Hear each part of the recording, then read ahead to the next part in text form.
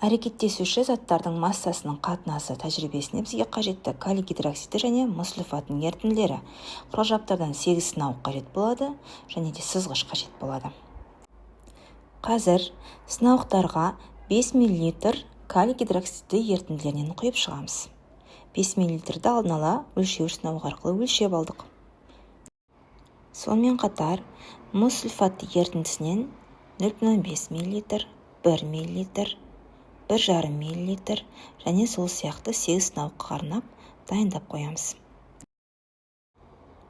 Қазір калий гидроксиді ерітіндісінен 5 мл-дан 8 сынауыққа құйып шыққанымызды көрсетеміз. Осылай өлшеп құйып шығамыз 8 сынауыққа.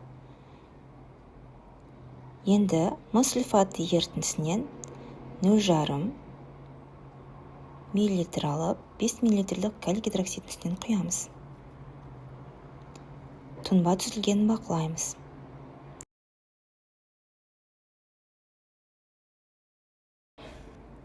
Ары қарай 1 мл мыс сульфатты ерітіндісін құямыз 5 мл калий гидроксидіне. Сол сияқты ары қарай өлшемдерін 8 сынауыққа құйып шығамыз. Енді тұнба түзілгенін өлшейміз. Әр сынауықтағы түзілген тұнбаның биіктігін өлшеп шығамыз. Заттардың 2:1 қатынасын көрсететін тұрақты биіктік 2,5 мл-ден басталады.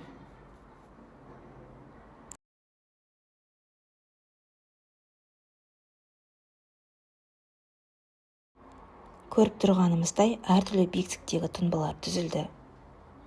Реакция теңдеулерін жазып, реакция типін анықтаңыздар.